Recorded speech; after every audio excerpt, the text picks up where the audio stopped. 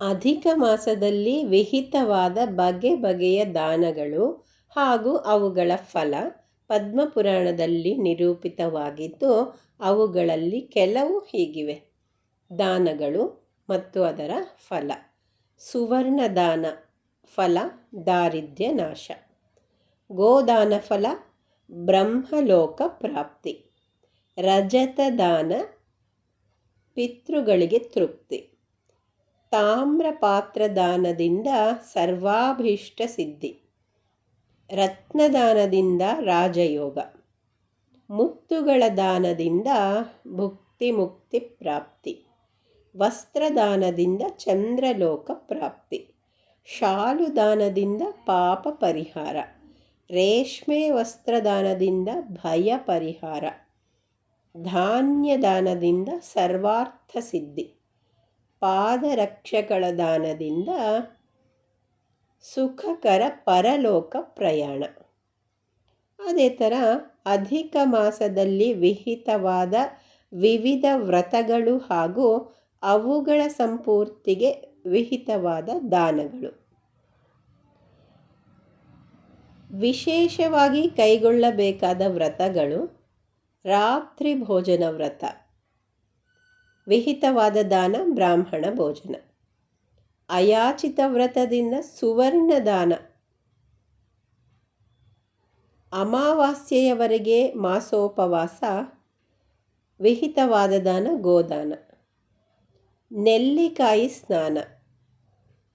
ವಿಹಿತವಾದ ದಾನ ದಧಿ ಅಥವಾ ಕ್ಷೀರದಾನ. ಫಲಾಹಾರ ವ್ರತ. ವಿಹಿತವಾದ ದಾನ ಫಲದಾನ. ತೈಲತ್ಯಾಗ ವ್ರತ. ವಿಹಿತವಾದ ದಾನ ಘೃತದಾನ. ಘೃತತ್ಯಾಗ ವ್ರತ. ವಿಹಿತವಾದ ದಾನ ಕ್ಷೀರದಾನ. ಧಾನ್ಯತ್ಯಾಗ ವ್ರತ. ವಿಹಿತವಾದ ದಾನ ಗೋಧಿ ಮತ್ತು ಅಕ್ಕಿ ದಾನ. ನೆಲದ ಮೇಲೆ ಮಲಗುವ ವ್ರತ. ವಿಹಿತವಾದ ದಾನ ಶಯ್ಯಾದಾನ. ಎಲೆಯಲ್ಲಿ ಊಟ ಮಾಡುವ ನಿಯಮ. ವಿಹಿತವಾದ ದಾನ ಬ್ರಾಹ್ಮಣ ಭೋಜನ. ಮೌನ ವ್ರತ. ಘಂಟೆ ತಿಲ ಸುವರ್ಣಗಳ ದಾನ. ನಖಕೇಶಧಾರಣೆ ದರ್ಪಣ ದಾನ. ಪಾದರಕ್ಷೆಗಳ ತ್ಯಾಗ ಕೈಗೊಳ್ಳಬೇಕಾದ ವ್ರತ. ವಿಹಿತವಾದ ದಾನ ಪಾದರಕ್ಷೆಗಳ ದಾನ. ಅಳವಣ ವ್ರತ. ಬಗೆ ಬಗೆಯ ರಸಪದಾರ್ಥಗಳ ದಾನ. ದೀಪದಾನದ ವ್ರತ. ವಿಹಿತವಾದ ದಾನ ಬಂಗಾರದ ಬತ್ತಿಯ ದೀಪದ ದಾನ. ಧಾರಣ ಪಾರಣ ವ್ರತ. ವಿಹಿತವಾದ ದಾನ 8 ಉದಕುಂಭಗಳ ದಾನ.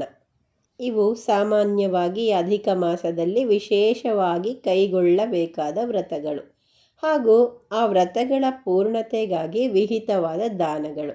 ಅನಿವಾರ್ಯ ಕಾರಣಗಳಿಂದ ಇವುಗಳ ದಾನ ಅಶಕ್ಯವಾದಲ್ಲಿ ಬ್ರಾಹ್ಮಣರನ್ನು ಯಥಾಶಕ್ತಿ ಸಂತೃಪ್ತಿಪಡಿಸಿ ಅವರಿಂದ ವ್ರತ ಸಂಪೂರ್ತಿಯ ಆಶೀರ್ವಚನವನ್ನು ಪಡೆದುಕೊಳ್ಳಬೇಕು.